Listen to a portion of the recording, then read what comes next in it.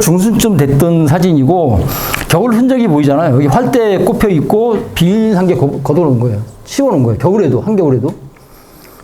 그러면 아침에 나오면 이 속에 있는 비닐하우스가 다 얼어 있어요. 설이 낀 것처럼. 그래도 땅속 온도가 영하 5도로 안 떨어지기 전혀 문제가 없어요.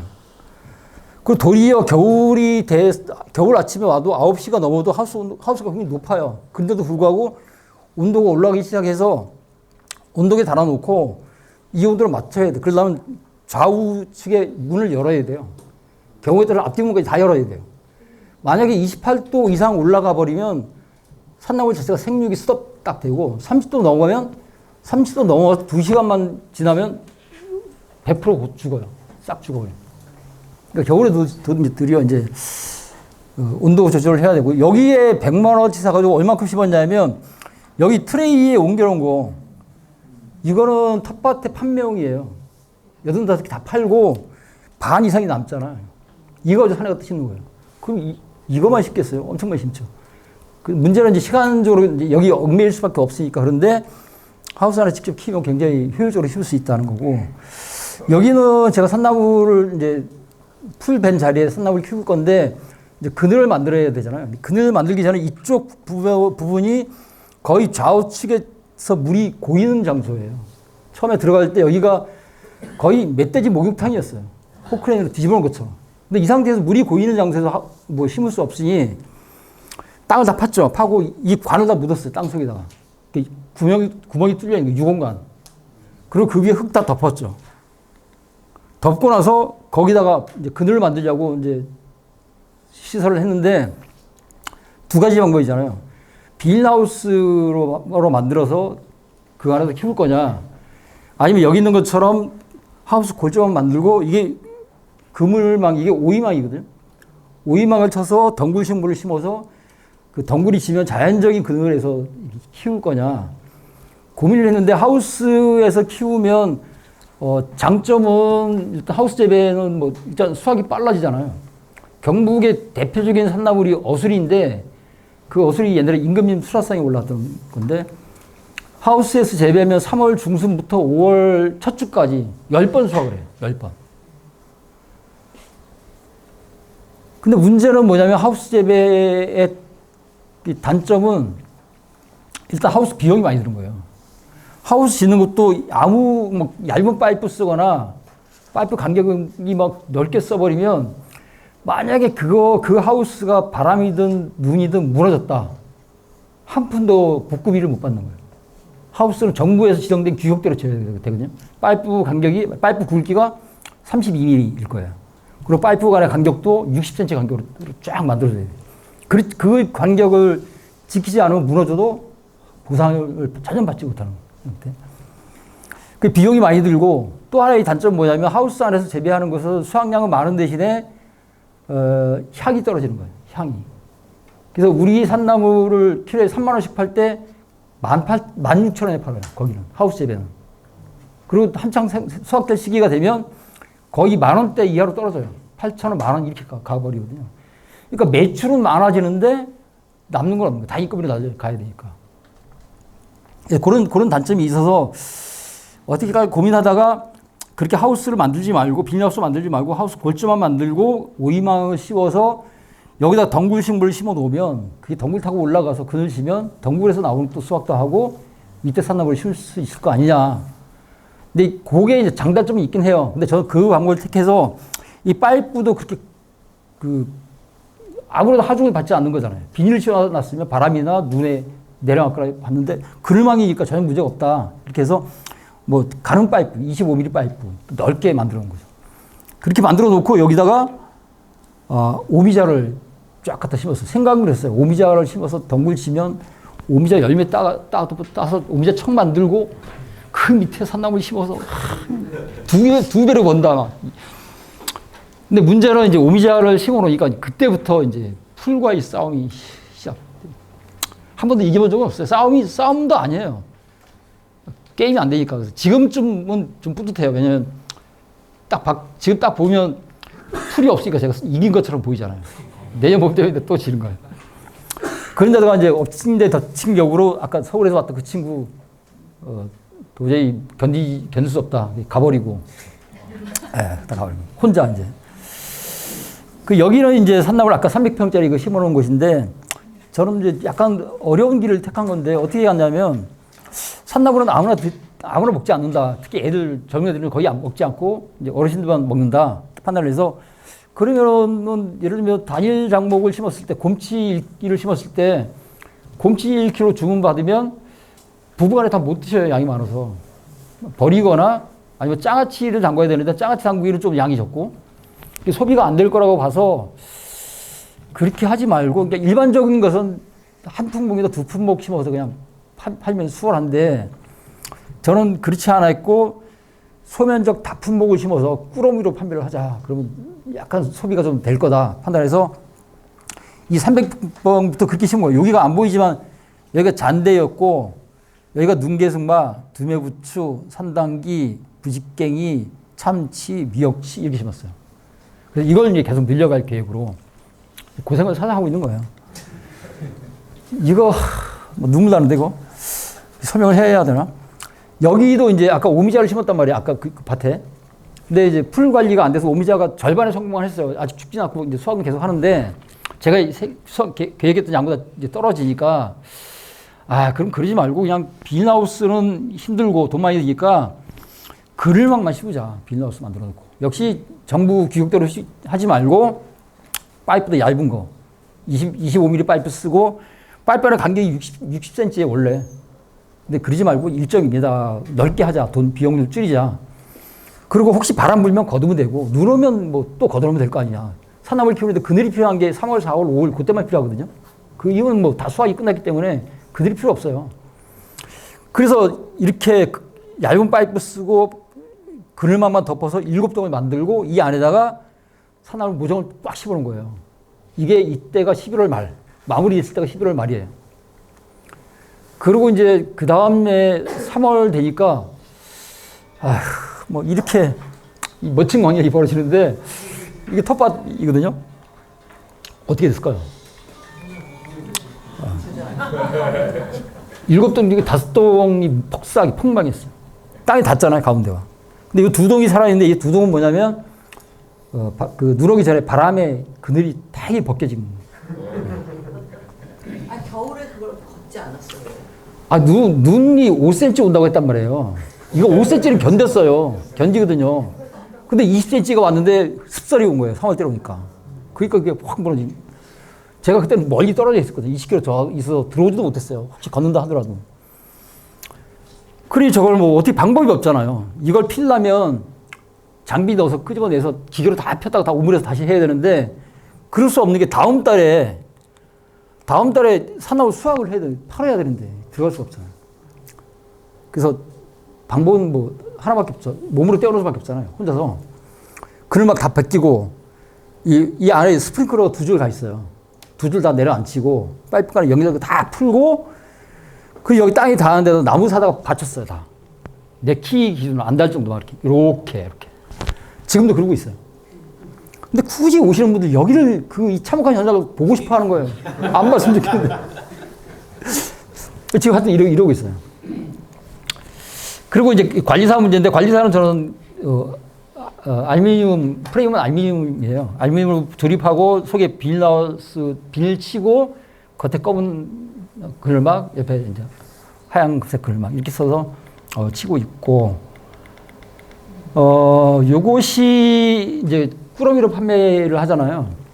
전 명이나물 같은 경우는 다른 산나물보다 일찍 나오기 때문에 3월 중순 이후면 수확을 해야 되기 때문에 다른 거랑 꾸러미가 안 돼요. 꾸러미 할 수 있는 게 두메부추라고 하는 부추 원전인데 이것도 굉장히 기능성 있는 거예요.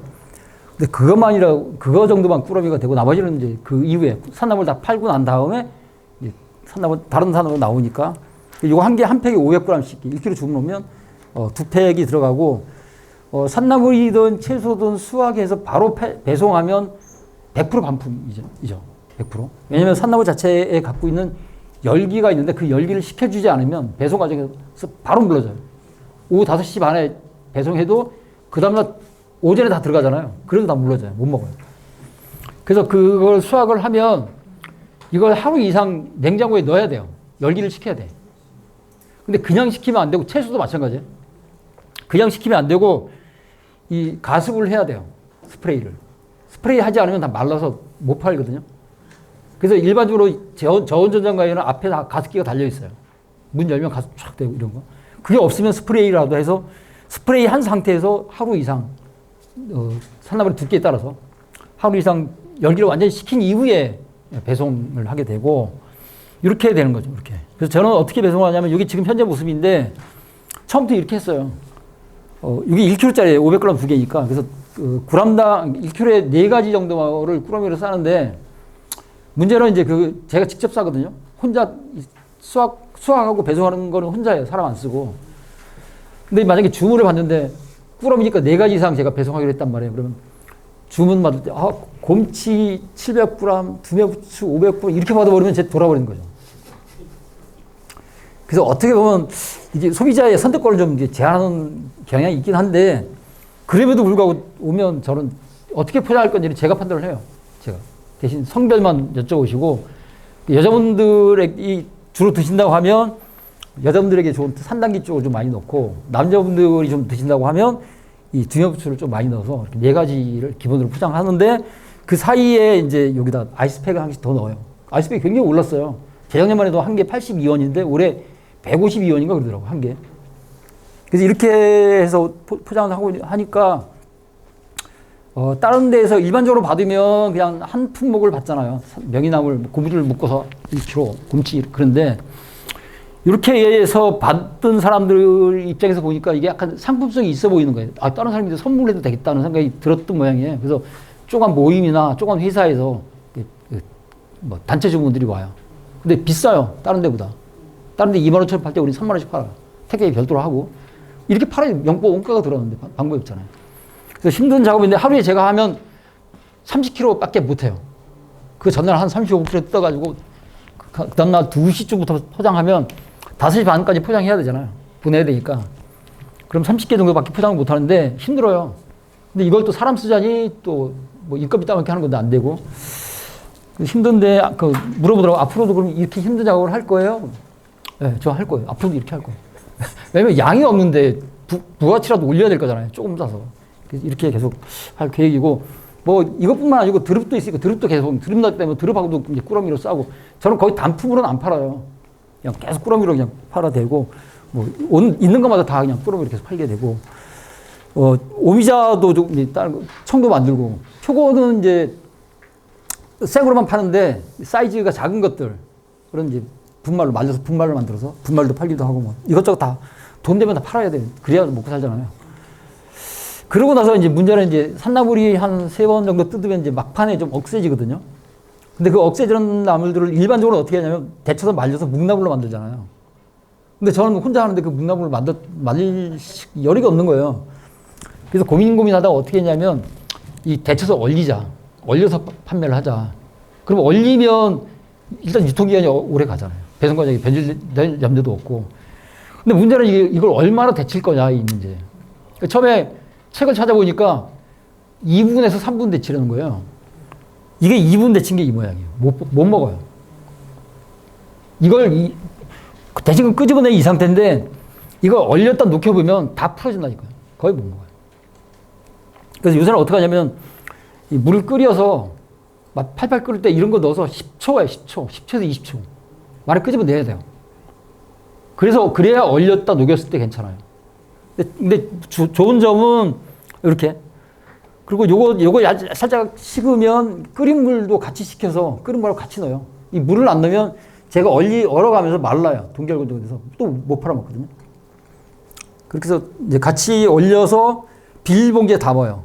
비닐봉지에 담아서 얼려서 주문 들어오면 그 낱개로 꺼내서 낱개로 진공 포장을 해요. 근데 이거는 하나도 못 팔았어요. 왜냐면 너무 많이 데쳐가지고. 이거 데칠 때 아까 살짝 지랄한 친구들하고 술 먹었거든요. 데쳐 못 팔았어요. 그리고는 이제 표고인데 표고가 이 나무를 이제 사와야 되잖아요. 저는 영덕에서 사오는데 1시간 반 정도 가야 돼요. 요거 한 나무에 작년에는 상자거로, 제가 산에 가서 직접 싣고 왔을 때 상자거로 한 개에 3,000원씩 주고 샀어요. 근데 올해 바빠서 올해는 도착가루 샀는데 도착가루 한 개에 4,500원씩 주고 샀어요. 근데 저게 표고 잘 보세요. 저는 표고 지금 거의 체험 말고는 주력이 표고예요. 표고 저런 나무에 접종을 해놓으면 한번 접종을 해놓으면 이게 4년 동안 나와요. 추가 접종 없이. 근데 나무를 저는 나무 한 개 접종해놓으면 4년 동안 계속 쓸 수 있는 거예요. 추가 접종 없이. 근데 원가가 얼마 들어가냐면 요 한 개에 올해의 경우로 따지면 도착가로 샀으니까 한 개 4,500원이잖아요. 나무 한 개 1.2m짜리. 근데 접종하는데 종균값이 얼마가 들어가냐면 한 나무에 평균 50원 정도 들어가요. 종균값이 싸요. 그러니까 한 1,000만 원, 아니 80만 원 정도면 종균값이 되는 거예요. 나무값 450만 원 1,000개 하면 4,500원 1,000개 하면 450만 원, 종균값 80만 원 100만 원 치고 인건비가 접종을 구멍을 제가 뚫거든요. 올려놓고 뚫으면 이 아지매들이 4분이 와서 접종을 해도 못 따라가요. 뚫는 게 빨라요. 막 뚫어놓고 이제 뚫는 것 이 안쪽으로 다 옮기고 그 시간 충분하거든요. 근데 그거를 감안한다 하더라도 요 한 나무 접종해서 저 안쪽에 넣는 데까지 한 7,000원 정도 들어가요. 7,000원. 근데 10,000원을 잡아도 한 나무에 10,000원 정도 친다고 하더라도 한번 접종해 놓으면 4년을 쓰잖아요. 그럼 나누기 4 하면 이 나무 한 개 1년 원가가 2,500원이에요. 그럼 2,500원 들어서 1년에 얼마나 수확이 되냐. 참고로 이 표고는 접종해 놓으면 1년 지나야 나오기 시작하거든요. 1년 지나서 나요. 올해 접종해 놓으면 내년부터 나와요. 그래서 저는 매년 어떻게 하냐면 1,000개를 접종해요. 그 내년 되면 또 1,000개 또 사다가 또 접종해요. 그럼 여기서 나오잖아요. 여기서. 그 다음에 또 해요. 또 1,000개. 매년 1,000개씩 하면, 그러면 2,000개에서 나오고, 3년째 되면 3,000개에서 나오는 거예요. 또 여기 하면 4,000개에서 나오고, 또 하면 이거 버리죠. 4년 지났어요. 1,000개 버리고, 그럼 우리 농장에서는 버섯 따는 나무만 4,000개에서 계속 따는 거예요. 근데 이게 매일 따냐? 그렇진 않아요. 종균이 이제 종류가 2가지가 있는데, 봄, 가을에 따른 고온성이 있는데, 고온성은 뭐냐면 여름에 따는 거예요. 여름에 버섯이 나와요. 온도가 높았을 때. 근데 저온성이 있는데, 이 저온성은 봄, 가을에만 나와요. 저는 저온성만 해요. 그 마트에 가면 화고 보이잖아요. 하얀색 화고, 등 갈라지는 그거. 그게 다 저온성이거든요. 저온성을 접종하게 되면 언제 따냐면, 4월 달에 2번 따요. 2번 버섯을 따요. 한 번 딸 때 5일 걸려요. 5일. 근데 내뒀다가 10월 달에도 2번 따요. 한 번 딸 때 5일 걸려요. 그리고 날이 좋으면 11월 달에 11월 첫 주나 둘째 주에 한 번 따요. 5일. 그럼 1년에 25일 따는 거예요. 1년에 한 달 일하는 거죠. 그리고 농약도 아무것도 안 치는 거예요. 평소에는 그냥 저기 있는 것처럼 세워놓는 거예요. 세워놓는 거예요. 냅두는 거예요. 쳐다보지도 않아요. 그렇게 해버리면 노지에서도 아까는 하우스고 노지에서도 그늘 밑에 이렇게 해버려요. 이렇게 해버리면 이런 버섯이 나와요. 저온성 버섯. 봄에는 이런 버섯이에요. 가을 버섯이 있나 모르겠네. 가을 버섯이 이게 가을 버섯이에요. 네. 약간 좀 색깔이 어둡잖아, 그죠? 이 화면이 좀 그래서 근데 이래요 버섯이. 그런 이제 아이스박스 포장에 배송을 하는데 이 시설에서 하는 것은 이렇게 그늘만 씌워놓는 거죠. 그늘만. 아까 노지는 그냥 해버리고. 근데 이렇게 해버리면 얼마나 수확하냐면 1년에 5번을 수확하잖아요. 5번 땅을 다 모아보면 직경 한 2cm 정도 되는 두께의 나무 1.2m짜리 거기에서 평균 800g 따요. 800g. 1kg는 둘째 해 되면 1kg는 따는데 한 나무에 평균적으로 보면 한 나무에 8kg는 따요. 아니 800g. 그러면 초기 아까 하얀 것은 3만 원에 팔고 이게 아까 가을 버섯은 2만 원, 2만 5천 원 팔거든요. 그러니까 평균 2만 원만 잡아도 한 나무에 4,000개에서 버섯을 따면 얼마나 8천만 원, 8천만 원이. 매출액이 8천이. 근데 인건비가 얼마나 들 거냐? 버섯 딸 때 처음 딸 때만 사람 아줌마 한 명에서 둘이 따요. 골라 따요. 갓 크기 5cm 이상만. 그 다음부터는 매일 따는데 내가 따요. 혼자 따요. 택배비도 정부 구에서 지원해 주잖아요. 50% 지원해 주거든요. 그럼 나무 한 개에 16,000원 정도의 순수익이 있다니까요. 근데 돈이 초기 자본이 얼마나 되냐? 초기 자본 1,000만 원만 있으면 되잖아요. 나무 1,000개만 사놓으면 돼요. 700만 원밖에 안 드는데 그럼 내년에 또 1,000개를 사가지고 접종을 하는데 그 나무값이 없잖아요. 이때 버섯이 나온다니까요. 내년 되면. 그때는 그 1,000만 원 조달을 못 할 거예요. 처음엔 많이 안 나오니까. 그럼 그 다음부터는 이 버섯 팔아가지고 이 나무를 사면 1,000개씩 사면 돼요. 매년 1,000만 원씩 돼서. 그럼 초기 자본 1,000만 원만 가지고 있으면 한 4년만 지나면 8,000만 원. 8,000만 원. 1년 내내 놀다가 30일만 일하면. 그래서 굉장히 괜찮고 그 자금 회전이 빠르니까 시작하기는 좀 좋다 이런 생각이 들고요. 뭐 깨우기 할 때는 사람 안 써요? 안 써요. 눕혀요. 혼자 눕혀요. 그냥 눕히기만 네. 하고 뒤집지 않아요? 이렇게 세워 있는데 그냥 눕혀요. 툭툭 밀고 다니면 되잖아요. 이렇게 혼자 다 눕혀요. 세울 때 원래는 이게 거꾸로 세워요. 근데 한 번만 거꾸로 세우면 돼요. 한 번만. 매번 거꾸로 세우면 좋지만 굳이 그렇게 안 해도 돼. 그래서 그 나무 그늘에서 이렇게 냅두는 거예요. 버섯 딸 때 다 눕혀놓고 물 주면 물도 못 주잖아요. 이때는 시설이 없으니까. 이때는 언제 눕히냐면 저녁에 비가 온다고 할 때, 일기예보에 비가 있을 때 물을 많이 줘야 돼요. 8시간 이상 줘야 돼요. 조금 주는 건 전혀 소용이 없고 주려면 8시간 이상 줘야 돼요. 그러니까 저녁에 반대로 비가 온다고 하면 다 눕히는 거예요. 눕혀서 한 3일 정도 지나면 조그맣게 버섯이 올라오기 시작해요. 그럼 그때 세우면 돼요. 눕혀놔도 돼요. 근데 그 땅에 닿아 있는 것에도 버섯이 나오니까 그것도 따야 되니까 다 눕히는 거예요. 그래서 따고 냅둬요. 그리고 또 따고 싶으면 안 바쁘면 또 눕혀요. 한 번 따면 2주일 정도 쉬어야 되거든요. 뭐 그렇게 해서 작업합니다. 처음에 시작은 좋다는 생각이 들고 요거는 시간 생략할게요.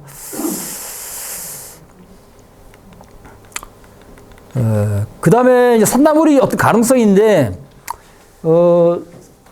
그 2019년도에 산림청이 발표된 자료가 있는데 보면 여러 가지 임산물 중에서 임산물의 그 생산 증가 추이를 발표를 했더라고요. 2019년도에. 근데 여러 가지 임산물 중에서 다 줄어있잖아요. 까만색이 2019년 통계 자료고 요 파란색이 2015년 통계 자료인데 그 5년 전보다 대부분 줄어있는데 유독 늘어나는 것들이 있어요. 약용식물과 산나물이에요. 요것만 늘어나는 거예요. 그러니까 소비 트렌드가 바뀌었어요. 산나물 많이 먹기 시작하는 거, 찾기 시작하는 건데 이렇게 돼 있었는데 이제 코로나가 터지면서 또 산림청에서 발표가 됐는데 어떻게 됐냐 보니까 2019년도에 굉장히 많이 5년 전보다 늘어났는데 그 늘어나는 것보다 2020년도에 코로나 때문에 26%가 더 늘어난 거예요. 그러니까 이게 왜 늘어났냐 보니까 산나물이 기능성인데 그 산나물이 갖고 있는 그 기능성이 그 인간의 면역 체계의 완성에 도움을 준다는 그 효과 때문에 폭발적으로 늘어나는 거예요. 2021년도 마찬가지였고요. 그래서 2020년도에 산에서 뭐 몇만 병씩 하고 있는 영양 같은데 재배하고 있는 사람들은 거의 조기 완판이에요. 단가도 올라가고. 근데 올라갔는데 이게 만약에 코로나가 만약에 정리가 되면 어떻게 할 거냐? 그래도 늘어날 거예요. 그래도. 산나물의 기능성 계속 늘어나게 돼 있어요. 근데 문제는 요거라는 거예요. 일반 농업에서 약간 단점을 갖고 있는데 단점은 뭐냐면 아까 이거예요. 초기 자본.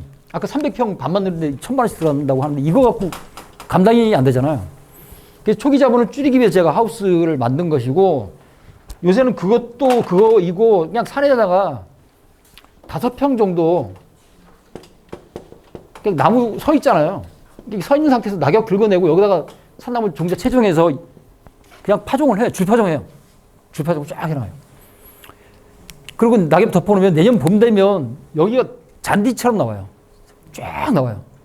근데 그걸 바로 봄에 갖다 옮겨 심으면 어리기 때문에 가을까지 냅둬요. 가을까지. 가을에 다 캐다가 뿌리 다 털어버리고 다 와서 산에다 갖다 그냥 괭이로 쫙 그리고 툭툭 놓고 밑에 그리면 저절로 묻어져요. 다. 묶고 할 일도 없어요. 혼자서 하면 굉장히 많이 심거든요. 20cm 간격으로 심으면. 근데 돈 한 푼 안 들이고 저렇게 초기 비용을 좀 줄여낼 수 있는 거예요. 근데 뭐 장점은 워낙 많아서 설명을 생략할게요. 근데 문제는 지금 제가 아까 농장 소개를 말씀을 드렸는데 이게 인도 길을 내고 전기를 놓고 관리사 짓고 산나물 심고 나무 베고 뭐 이런 것들이 밭에서 하면 전혀 문제가 없어요. 전혀 규제도 없어요. 제한도 없어요. 그리고 만약 귀농인들이 처음에 농업인의 조건을 얻기 위하면 밭 300평만 있으면 되잖아요. 본인 명의의 밭이 있어도 되고 빌려도 되고 거기에다가 영농계획서를 만들면 돼요. 영농계획서가 A4용지 한 장인데 3년짜리 만드는 건데 뭐냐면 그 밭 300평에서 뭘 심을 거냐. 예를 들어 콩을 심었다. 콩 심는다. 300평. 그러면 그 관리는 어떻게 할 거냐. 필요한 인력은 어떻게 동원할 거냐. 인력은 동네 아주머니들 인력 사겠다 하면 되고요. 장비가 필요하면 장비는 어떻게 동원할 거냐. 장비 농기술센터에서 빌려 쓸 거다. 그러면 돼요. 혼자 쓰면 돼요. 혼자 한 장 딱 쓰면 되거든요. 그래서 그거하고 토지 등기등본이나 자기 빌린 거 있으면 토지 임차 계약서 가지고 면사무소 갖다 주면 그 농지연부 만들어주잖아요.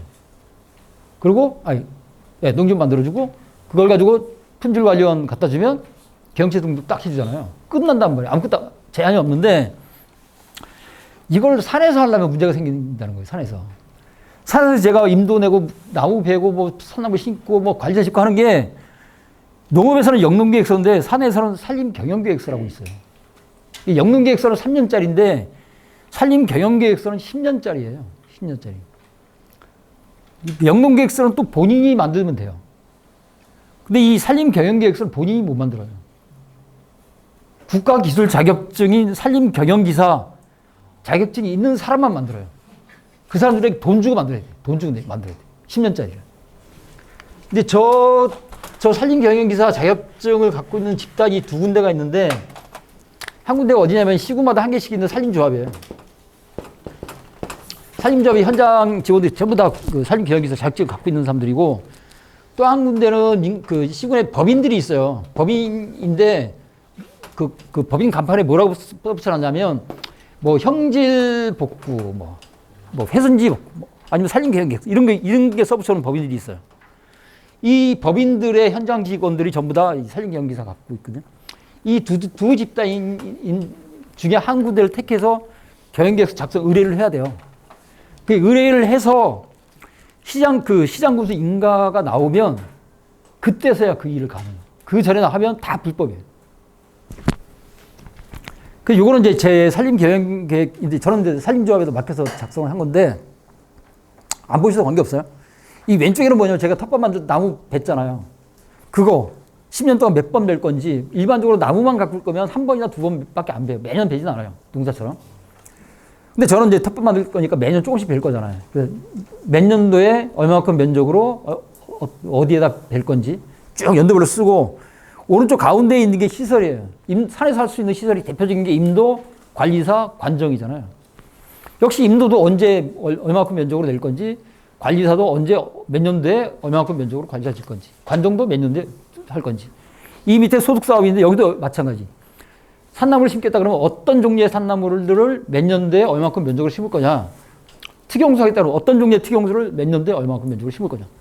이게 포함된 10년짜리 계획서를 작성을 의뢰해서 시장군수 인가 받아서 인가증이 나오면 그때 원래 하기로 했던 해당 연도에 그 일을 하면 돼요.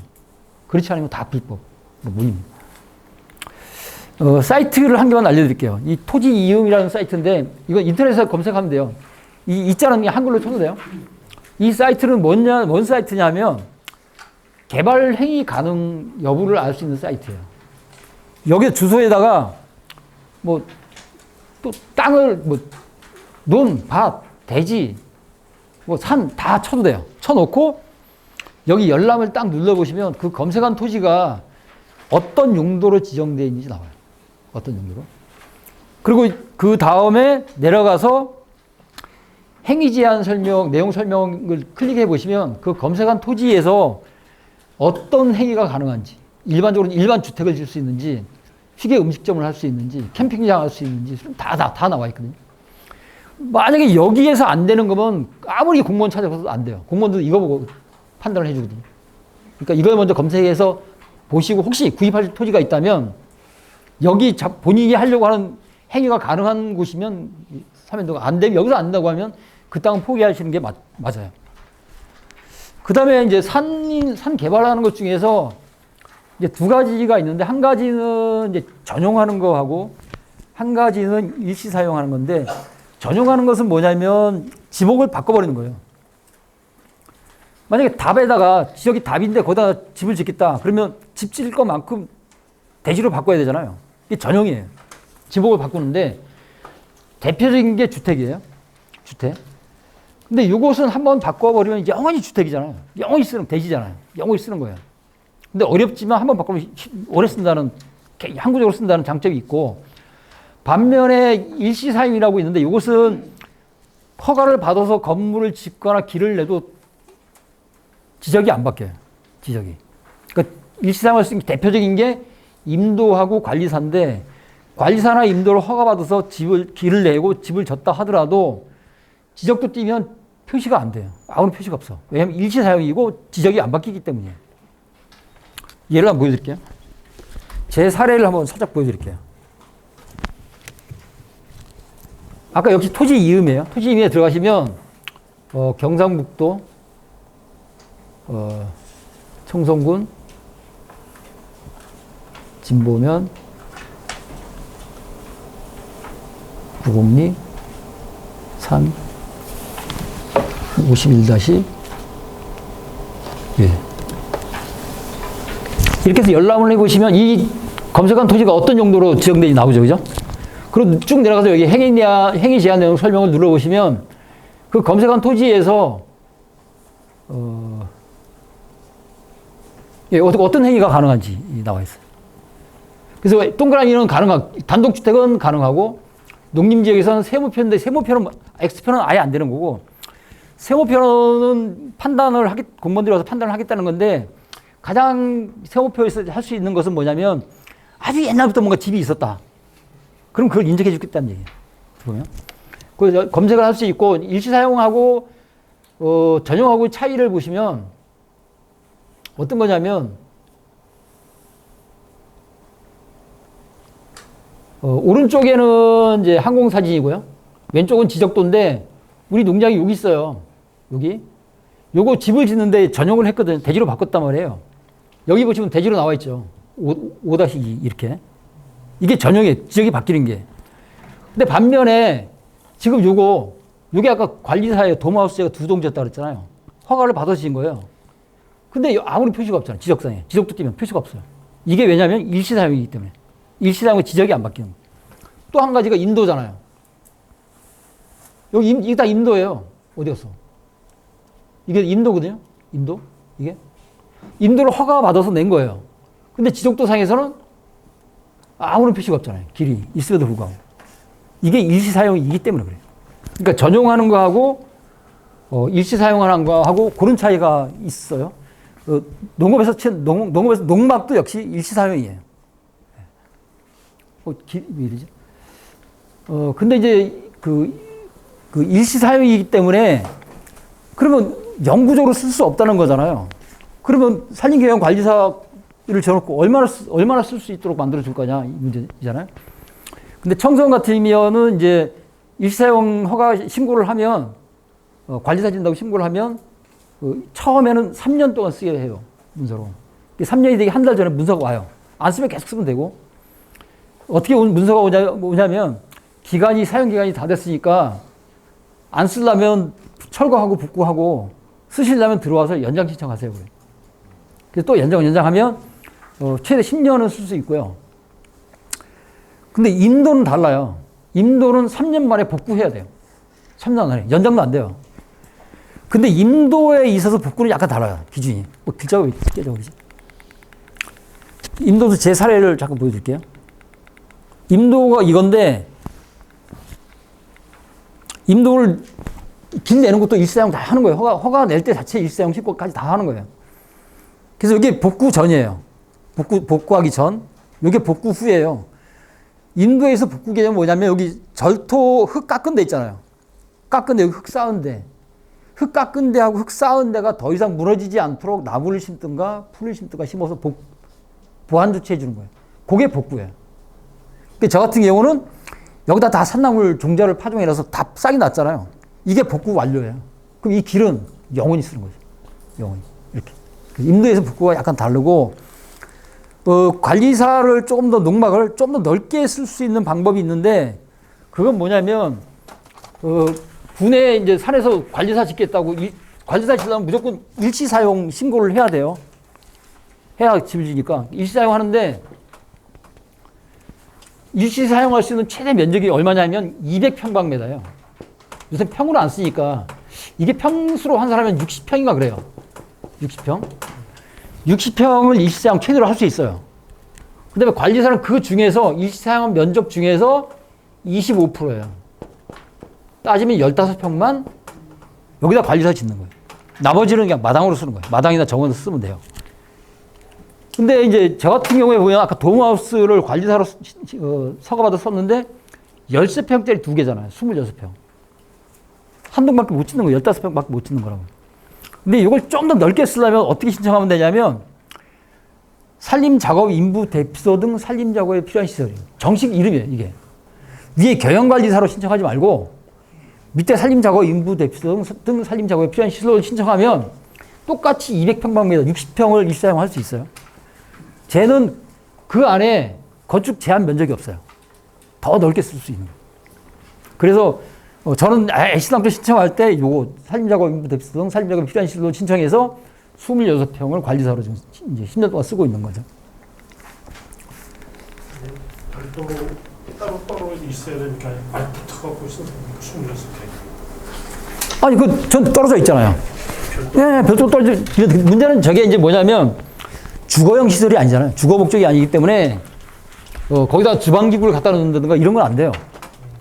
근데 일반적으로 어떻게 하냐면 컨테이너 갖다 놓고 쓰는 사람들은 처음에 이제 허가 받을 때 확인할 때 아무것도 없잖아요. 그냥 이렇게 놓는 거예요. 바닥 깔고 이렇게 도배하고 그리고 확인하고 가잖아요.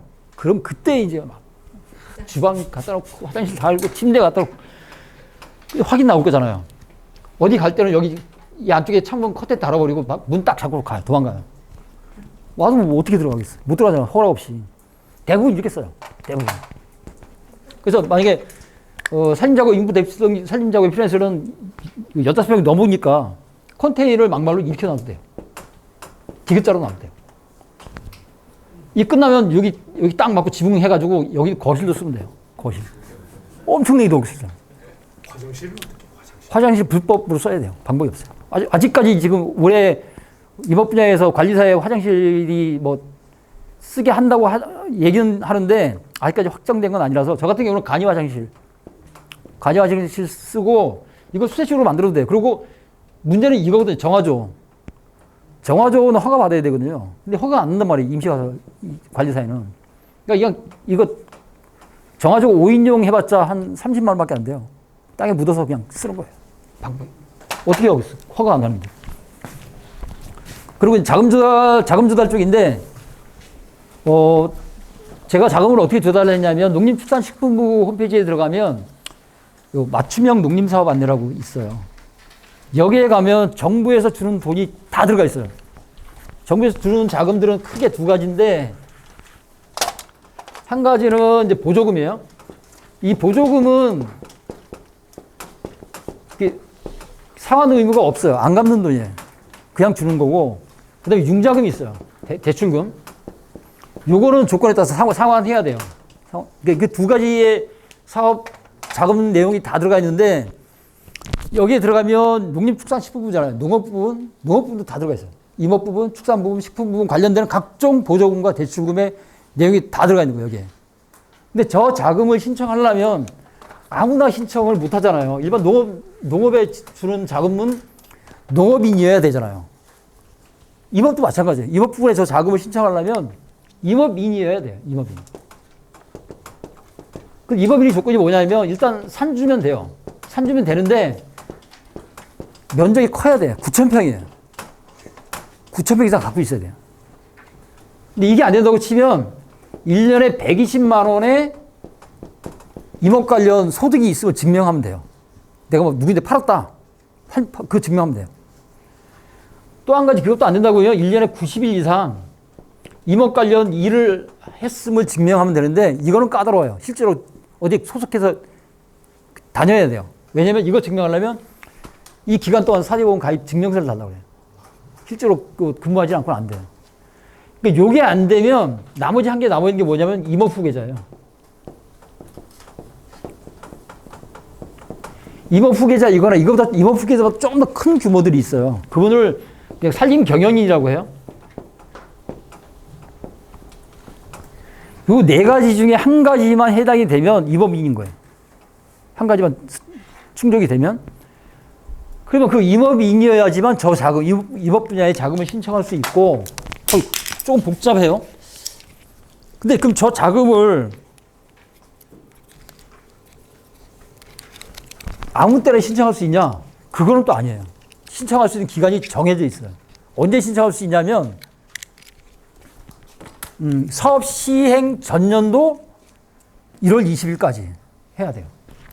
그러니까 내년도에 보조금을 신청하려면 올해 1월 20일까지 계획사 신청서 만들어서 해당 시군 산림과에 신청을 해야 돼요. 농업부문은 농정과, 뭐 수협부는 이렇게 되겠죠.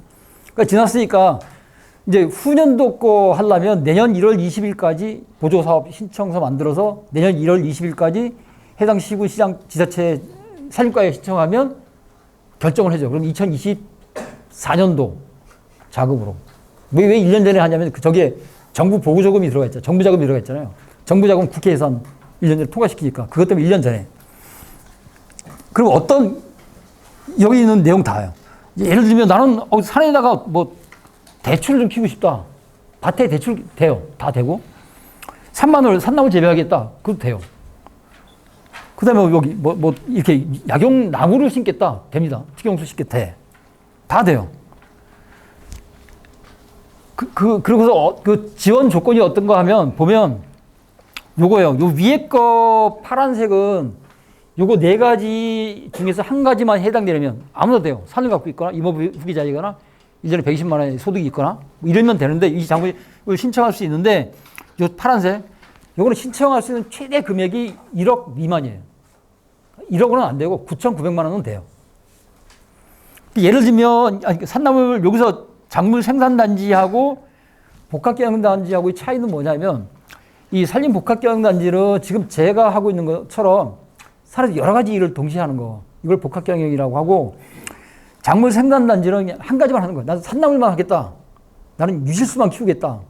특용수만 키우겠다. 한 가지만 하는 것은 작물 생산단지예요. 그러니까 예를 들어서 이제 1억 신청 금액이 1억 미만인데 그러니까 1억이라고 가정을 하고 내가 산에서 산양삼을 키우겠다. 그럼 1억까지 신청 가능하잖아요. 산양삼을 키우는데 그 사업비를 어떻게 구성할 수 있냐면 산양삼을 키우는데 필요한 시설 다 들어가는 거예요. 산양삼 키우려면 종자 필요하잖아요. 종자를 키우로 하든 묘삼을 사든 무산 구입비, 그다음에 묘삼 심는 인건비, 그래서 산이니까 길이 있어야 되니까 인도 개설하는 비용, 그다음에 잊어먹을 수 있으니까 CCTV, 또 뭐 동물들 피해 있으니까 울타리, 그다음에 물 없이 관정, 또 보관해야 되니까 저온저장고 다 들어갈 수 있어요. 다 들어간 비용이 1억만 안 넘으면 돼요. 1억만 안 넘으면. 그래서 예를 들면 1억으로 신청했다. 산양삼 하기 위해서. 그러면 1억을 신청했다고 치면 1억을 신청하면 그 중에서 국고지방부에서 신청 금액 50%는 그냥 줘요. 이 사업을 하다가 망했다. 안 갚아요. 그래도 안 갚아요. 근데 문제는 그 자금이 다 그 산에 투자가 돼 있어야 돼요. 그 다음에 나머지 30%, 1억에 30%, 3천만 원은 대출인데 조건은 어떠냐면 금리 2%짜리 3년 거치 7년 상환이에요. 그러니까 3년 동안은 20%짜리 이자만 내고 있다가 4년 차부터 향후 10년 동안 대출금을 10년 동안 나눠내는 거예요. 10배씩 나눠내는 거예요. 이때 취급기간은 어디냐면 산림조합이에요. 농업 분야도 명칭은 다르지만 조건들이 많이 있어요. 보조금이. 그때 융자금은 다 농협에서 취급하는 거죠. 어업 분야는 수협, 산림 분야는 산림조합 이렇게 신청하고 나머지 대출 신청 금액의 20%, 2천만 원은 자부담이에요. 근데 이게 1억 미만이니까 9,900만 원까지 가능하니까 자부담 여력에 따라서 2천만 원은 해도 되고 5천만 원은 해도 되고 7천만 원은 해도 되고 그렇게 신청하면 되고. 근데 요 밑에 거 초록색은 뭐냐면 공모 사업인데 이걸 별도야. 1월 20일까지 신청하는 게 아니고 별도로 공지가 떠요. 3월, 4월에. 시군 홈페이지에 들어가거나 산림청 홈페이지에 들어가면 있는데 작물 생산단지하고 복합경영단지는 공모 사업이에요. 이 임업인 중에서 요거만 가능해. 임업 후계자나 산림 경영인. 그 다음에 신지식 임업인. 그들만 가능해요. 이 위에는 안 돼요. 산이 있다고 해서. 그래서 그 작물 생산단지는 10억까지 신청이 가능하고 복합경영단지는 5억까지 신청이 가능해요. 조건은 똑같아요. 10억 신청했으면 그 중에 60%인 6억은 그냥 주는 거고 안 갚는 거고 나머지 40%는 4억은 자부담이고 이렇게. 10억까지니까 5억까지니까 뭐 2억을 하든 3억을 하든 그건 관계없어요. 하시면 되고. 그 다음에 마지막 대출금 중에서 한 가지가 요건데, 비산천인 창업 및 주택구입 자금인데, 농업에도 있어요. 기존인 창업 및 주택구입 자금이라고. 요거는 정확히 보시면 두 가지예요. 창업 자금 3억과 주택구입 자금 7,500인 거예요. 조건이 맞으면 두 가지를 동시에 신청해도 되고, 한 가지만 신청해도 돼요. 근데, 조건은 뭐냐면 금리가 2%, 연리 2%예요. 5년 거치 10년 상환.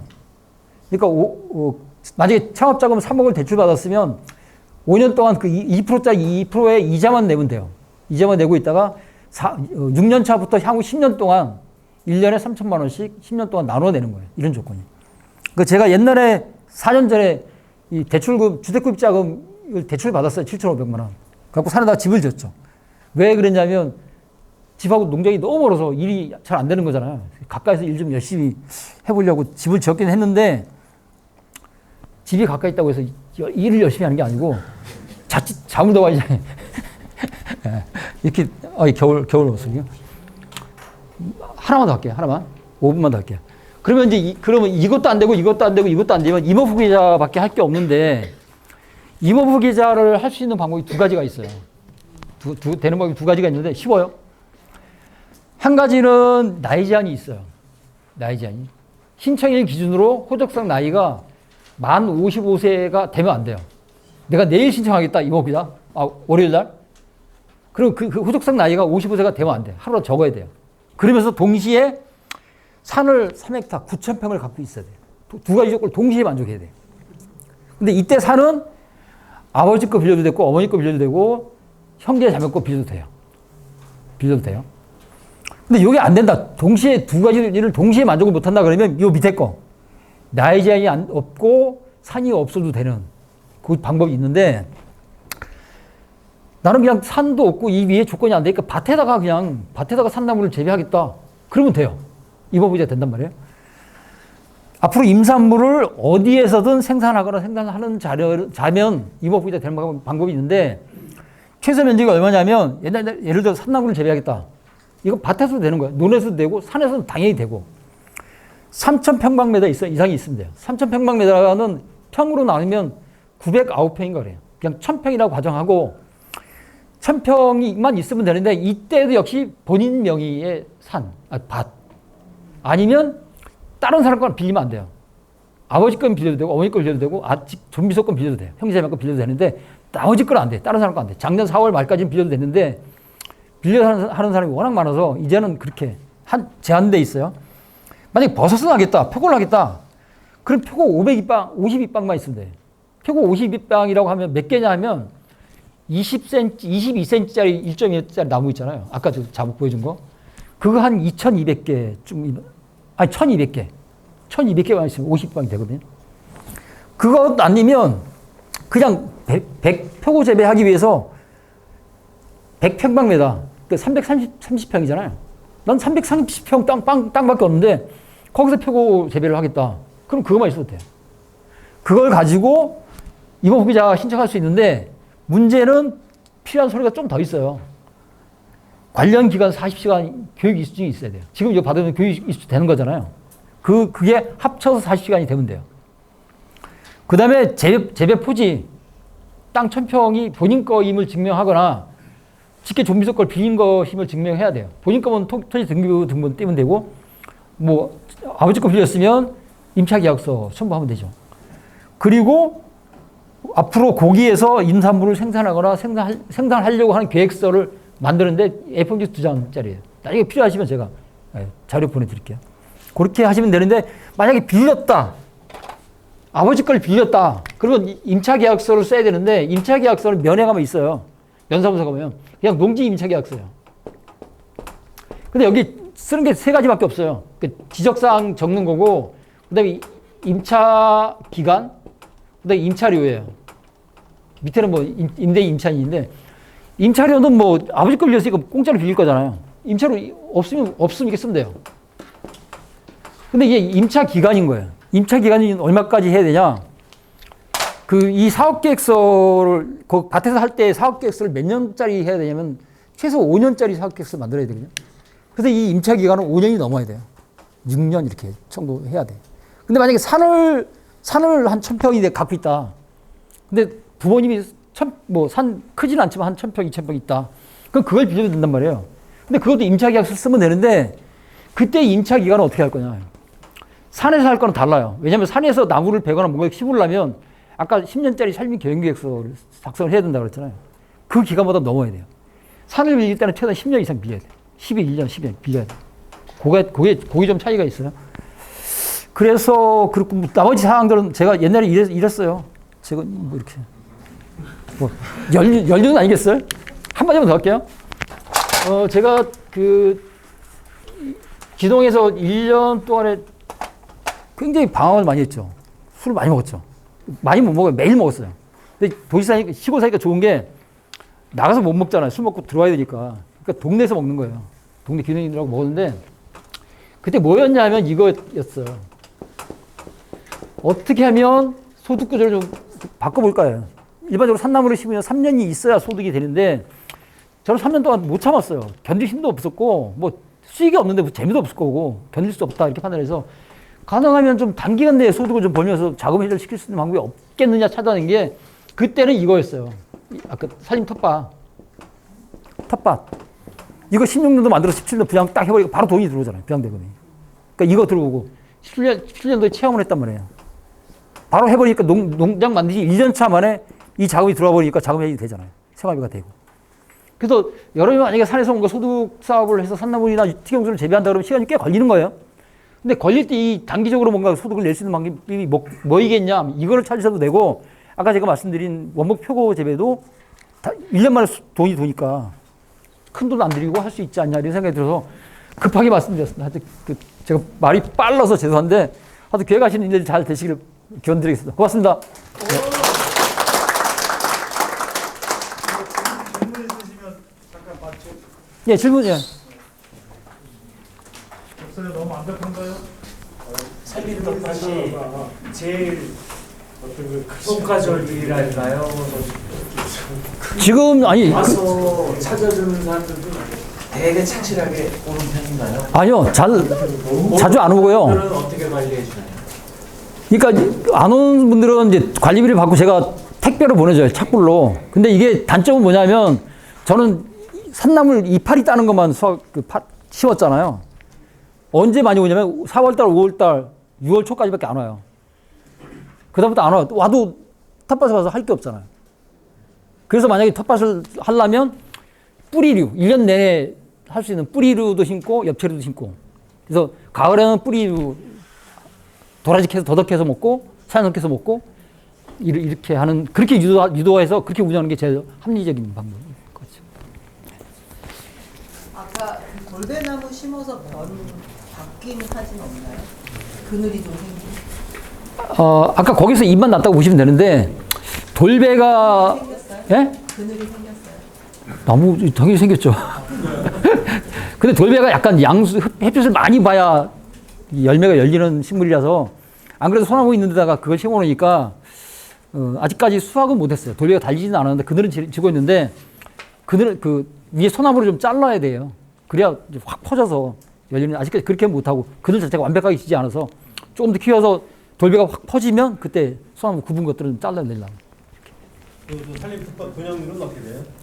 90개 운영하고 있는데 85개는 운영을 해요. 근데 올해는 분양은 안 했어요. 왜냐면 리모델링을 좀 해야 돼서. 왜냐면 거기도 와서 쉴 공간이 별로 없잖아요. 또 요새는 또 캠핑 공간이 있어야 되니까. 그래서 1박 2일로 만들려고 지금 그거 리모델링 하고 있어요. 내년에 분양할 때는 하룻밤 잘 수 있도록 공간을 만드는 건데 우리 사는 집을 지을 수 있게 허가가 안 나요. 허가 난다고 돈이 많이 들잖아요. 그래서 아까 나무 데크 만들어서 아까 돔하우스 요거를 이제 자재를 준비할 거야. 그럼 그분들이 와서 자기가 직접 만들어서 하룻밤 자고 가고 갈 때 철거해 놓고 그러면 허가 조건도 아무 조건이 아니니까 그렇게 해서 비용을 줄이면서 오는 사람들 만족 높이기 위해서 그거 해서 하려고 준비하고 있어요. 내년에. 예. 지금 프로필에 보니까 꿀쌓기 기능사를 지도했다고 해서 이게 그 3주짜 교육을 받으신 거 아니면 아니요, 정식 그거를 꿀쌓기를 예, 정식 시험 봤어요. 저, 굴삭기 구입하셔가지고 임도 되고 다 하신 거예요? 아, 임도는 전문가인데 맡기도 크게 나요. 그거는 큰 걸로 해야 되잖아요. 공태이나 넣어야 되고. 저는 귀농 준비하면서 그냥 지게차하고 같이 시험을 봐도 됐고요. 그냥 쓰고 있어요. 굴삭기도 따놓으세요. 좋아요. 자, 원래 그 우리 신영준 강사님은 아까 전직을 오픈했나요? 아니요. 산림조합 중앙회 기획실에서 오래 근무하셨던 베테랑입니다. 그러니까 이렇게 많이 알아요. 그래서 뭐 실제로 자기가 누구 손 빌리지 않고 직접 누가 쓰고 그냥 다 아니까 하시는데 우리 산조학교는 40시간 인증받는 그 과정이 아니에요. 그럼 제가 여러분들 돈을 받아야 돼요. 몇십만 원 받아야 되는데 그렇게 운영하지 않고 대신 이제 우리 신영준 강사님처럼 여러분들하고 이제 네트워크를 하거나 상담을 하시려면 돈을 내셔야 돼요. 돈을 내셔야 되는데 이 산주학교 전임 강사이기 때문에 여러분에 한해서는 상담을 해주십니다. 그렇습니까? 예, 전화하시면 예, 바로 자료하고 다 보내드릴게요. 이런 게 이제 산주학교의 놀라운 점이죠. 그래서 이 교육 과정이 끝나고 여러분의 계획을 구체화시킬 시점쯤 되면 이런 전문가들의 역량이 필요하다고 생각하고요. 먼 길 와주셔서 좋은 말씀 주신 박상준 강사님께 큰 박수 주시기 바랍니다. 고맙습니다.